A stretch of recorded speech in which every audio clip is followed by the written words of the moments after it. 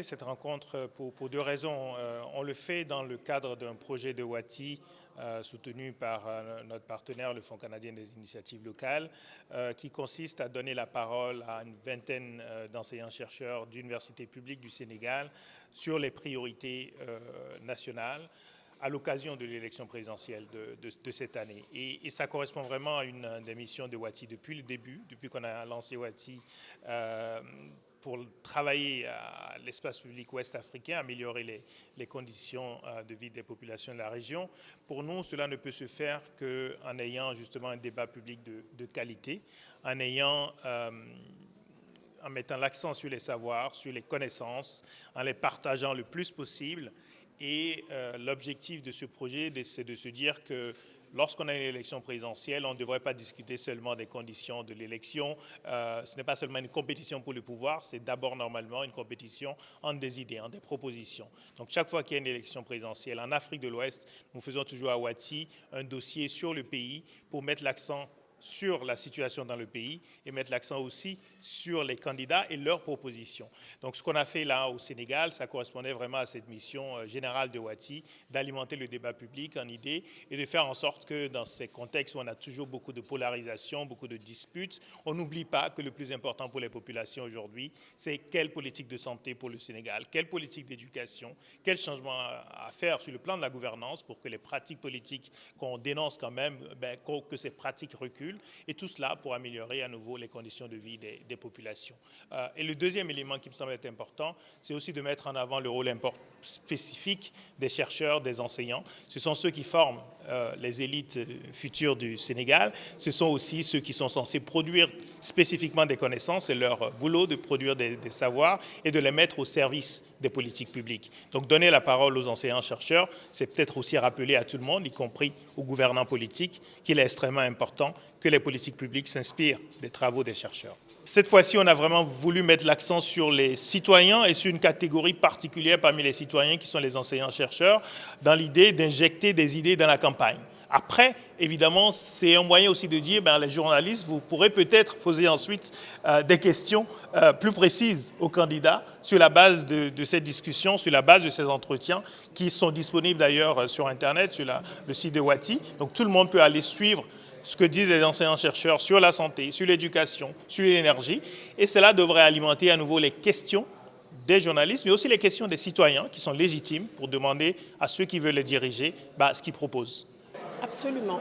Alors, sur la question du cadre de vie, il est important, certes, d'avoir des infrastructures qui permettent d'améliorer le cadre de vie de la population, mais ces infrastructures-là ne sont rien ou ces infrastructures sont insuffisantes si la population n'est pas éduquée pour pouvoir utiliser ces infrastructures. Je donne l'exemple du bus rapide transit qui est actuellement en train de faire ses essais. On voit qu'il y a des panneaux de signalisation qui sont mis à côté, mais on voit également des agents qui sont là. Et parfois, il y a un paradoxe dans le comportement qui est préconisé par les agents. On peut voir un panneau de signalisation qui affiche rouge, les automobilistes s'arrêtent, et on voit une main qui se lève qui dit aux automobilistes de continuer à avancer. Pendant ce temps, quand le panneau est au vert, on voit des personnes qui traversent la route. Pour pouvoir accompagner des personnes à satisfaire leurs besoins, il est important de tenir compte de cette personne, de ses réalités. Aujourd'hui, dans les réalités sociales de notre population, on voit qu'il y a des personnes, avec la numérisation croissante de notre société, on voit des personnes qui influencent plus la population en masse. C'est les producteurs de séries télé, c'est les influenceurs populaires. Je ne veux pas citer de nom, mais on a des exemples patents là-dessus. Pourquoi l'État ne changerait pas de paradigme en mixant avec les canaux traditionnels pour diffuser des messages de sensibilisation et d'éducation citoyenne et utiliser les séries télé par exemple pour montrer tout simplement ces modifications, ces changements qu'il y a avec le BRT, comment est-ce qu'on peut traverser à côté d'un BRT.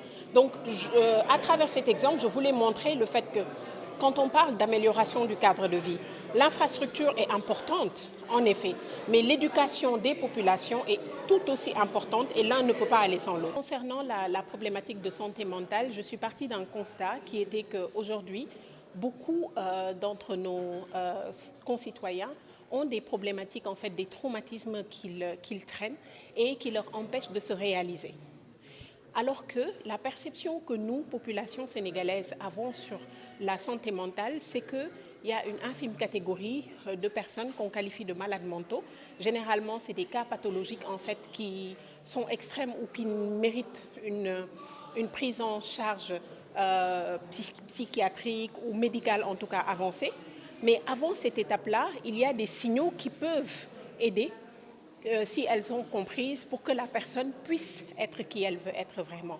Donc, partant de ça, je pense que l'État devrait pouvoir peut-être jouer un rôle, ne peut pas tout faire l'État seul, mais peut impulser en intégrant, en tenant compte dans sa politique, dans ses politiques publiques, de cette question de santé mentale-là pour la démocratiser et permettre de changer la perspective qu'on peut poser là-dessus et que dans nos cellules familiales, qu'on puisse identifier, tenir compte de ça, ne plus avoir de tabou à aller voir un spécialiste pour traiter ces questions, s'interroger sur qui on est vraiment.